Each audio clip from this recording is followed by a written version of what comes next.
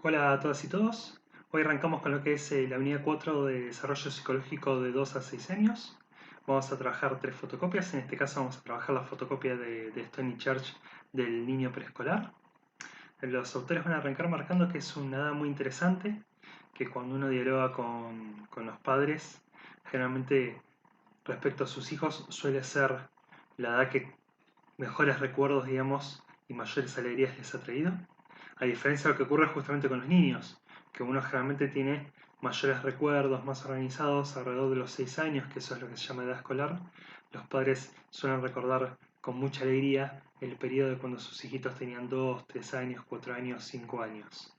Es una edad que en términos, digamos, de crecimiento, el ritmo de crecimiento es muy lento.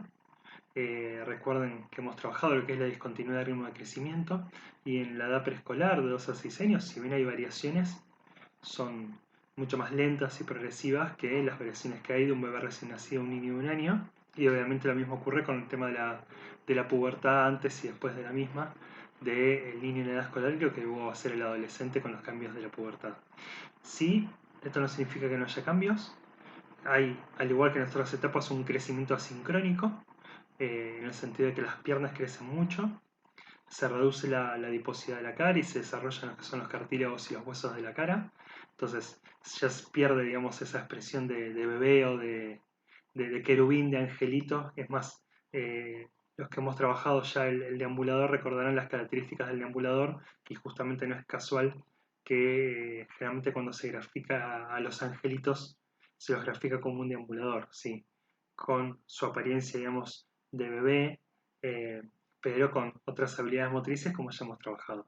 En este caso no, ya tiene, digamos, la apariencia, digamos, de niño más acercándose a sus rasgos, digamos, que van a ser de adolescente y de adulto, más allá de los cambios que se vayan a dar, al haberse justamente reducido la adiposidad de la cara y tomar una conformación, digamos, en donde ya no tiene esa sensación de pesadez, digamos, en sus piernas, sino que ya tiene, eh, con sus piernas más largas, una fisonomía más cercana a lo que luego va a ser su estado obviamente adulto. Esto con respecto a lo que son los cambios de crecimiento biológicos o como quieran llamarlo. Con respecto a esta edad, obviamente que las características centrales tienen que ver con el tema de adquisición del lenguaje, con todo lo que eso implica, por el hecho de que el niño va a poder empezar a expresar su mundo interno, va a poder empezar a recibir órdenes, pero recuerden cómo lo venimos trabajando. Cada herramienta que se adquiere, cada habilidad que se adquiere, no significa que ya desde entrada se la sepa manejar, se la sepa controlar. Vuelvo a la metáfora que siempre les hago. Si ustedes le dan una agujeradora y les piden hacer un agujero, puede que les salga bien, pero es una minoría. Gran parte o van a romper la pared, o el agujero va a ser más grande, o va a ser más chico. Como toda herramienta, uno tiene que aprender a manejarla. Acá con el lenguaje ocurre lo mismo. El niño en la edad preescolar, de 2 a 6 años, está atravesado por un gran egocentrismo. Entonces, este egocentrismo es el que también se va a ver a la hora de adquisición y la utilización del mensaje. Ustedes van a ver que, por ejemplo, a la hora de dialogar, a la hora de tratar de tener una comunicación, tienen tres grandes dificultades. Por un lado, ese egocentrismo hace que no den la información suficiente, que supongan que el otro ya tiene que saberlo, con lo cual dan las cosas y dan la información a medio transmitir, y entonces la otra persona, el otro interlocutor, obviamente que no va a comprender. Después ocurre el otro extremo, a la falta de información dan un exceso de información no pertinente, sí. Entonces, eso hace que lo único que se genere todavía es mayor confusión, porque si todavía que no da la información respecto al tema que quiere transmitir, empieza a dar información sobre otros temas que no son pertinentes, eso lo único que suma es más confusión. Y tercer motivo, es muy fácil que niños en edad preescolar y sobre todo los más chiquititos, si piensan que es una franja etaria importante. Estamos hablando de 2 a 6 años, no es lo mismo un chiquito de 2 que un chiquito de 6 que ya se acerca a lo que es la edad escolar. Pero suelen perder también el hilo conductor. Entonces es como que yo les está hablando de edad preescolar y de golpe les empiezo a hablar de qué es lo que comí ayer, o qué me pareció el partido de fútbol, o qué opino de tal política de tal país. Entonces, obviamente que uno se confunde, uno se va, uno se pierde. ¿Sí? Entonces, esos son los tres grandes errores. El egocentrismo que hace que den no den información pertinente, que den información que no es pertinente y que justamente se pierde el hilo. Esto no significa que por momentos no busque, digamos, tratar de dar la mayor información posible, pertinente, pero son estas características justamente que generan esa dificultad. En gran parte de los casos, el niño en edad preescolar, atravesado por su egocentrismo, por su fantasía, por su forma de ver el mundo, genera justamente que haya estas dificultades más allá de su intento, más allá de su interés, más allá de la atención, digamos, que pueda obviamente llegar a prestar. Otras características centrales tienen que ver obviamente con lo que es el juego simbólico, que es el juego pertinente de esta edad, que tiene que ver obviamente con la adquisición justamente del lenguaje. Piensen que si uno tuviera que definir el lenguaje a grandes rasgos, el lenguaje está compuesto por dos cosas. Está compuesto por lo que es obviamente los símbolos y por lo que son los signos. Si yo, por ejemplo, les digo la palabra árbol, ustedes escriben la palabra árbol, pero al mismo tiempo pueden imaginarse, digamos, graficarse, representar lo que justamente es un árbol. Entonces, el lenguaje a fin de cuentas es eso, está compuesto por signos y está compuesto por símbolos, está compuesto por palabras y está compuesto por imágenes, por representaciones. Entonces, el niño, la adquisición del lenguaje la va a empezar a plasmar en sus diferentes actividades. Y una de esas actividades tiene que ver con el tema del juego simbólico, otros autores lo llaman juego dramático, más allá de que traten de hacer una diferenciación, tomémoslo obviamente como sinónimos, que va a tener que ver con conductas imitativas, va a tener que ver también con el apego, digamos, y la respuesta frente a las conductas de las otras personas. Acá es donde fíjense cómo de a poco se empiezan a entremezclar las características del egocentrismo y la adquisición del lenguaje. Por ejemplo, lo vamos a ver en todo lo que es el contagio de emociones o contagio de conductas, en donde un niño de golpe en jardincito maternal se pone a llorar y el resto se pone a llorar. ¿Sí? O hasta en conductas, digamos, más posesivas, donde un nene va a agarrar un juguete y los otros nenes quieren agarrar el mismo juguete o quieren imitar la misma conducta. ¿Sí? Esto tiene que ver con una cuestión de, digamos, de empatía y de indiferenciación psicológica. A ver, para que no se confunda este concepto.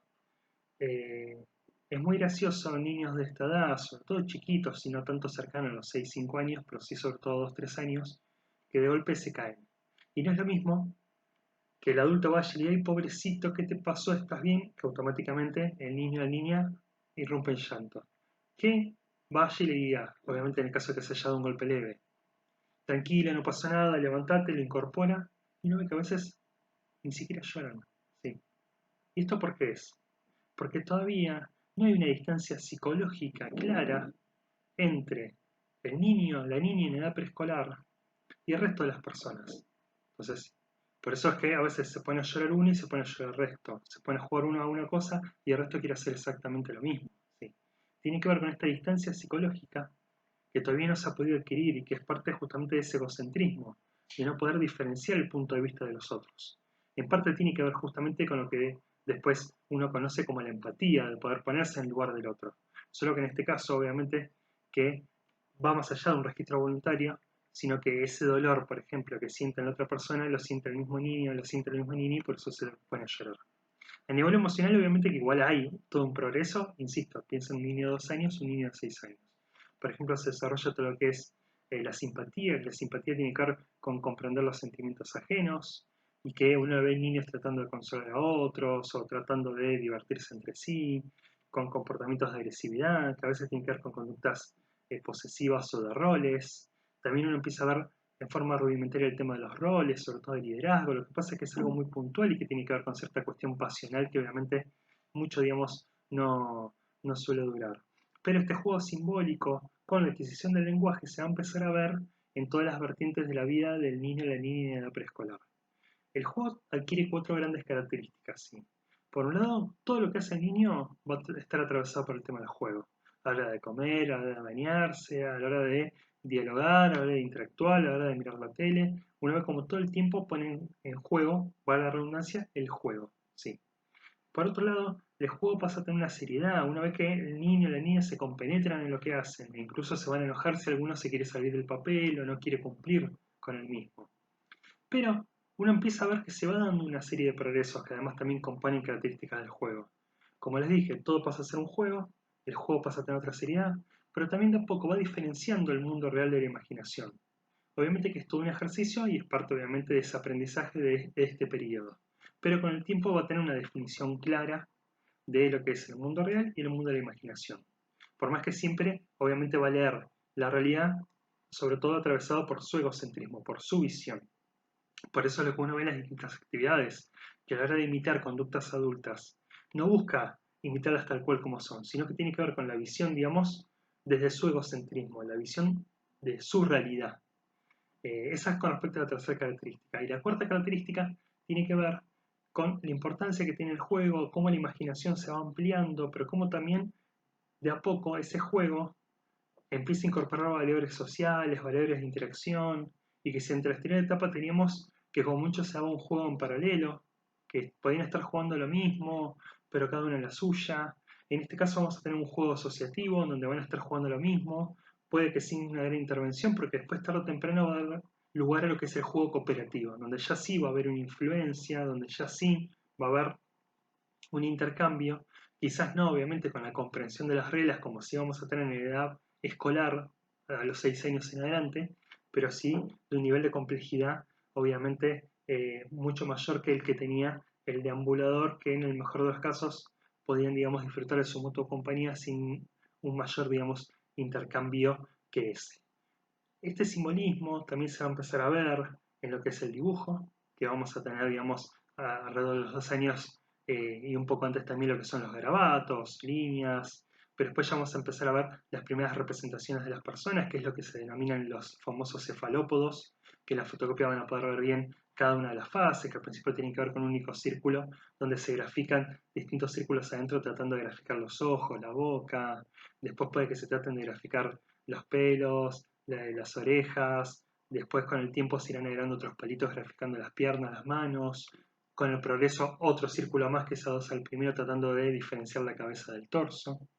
Pero a mí lo que me interesa sobre todo que puedan remarcar es que 3, 4 y 5 años, en términos de dibujo, tenemos lo que los autores llaman el realismo intelectual. Realismo intelectual en el sentido de que el niño va a dibujar desde su visión.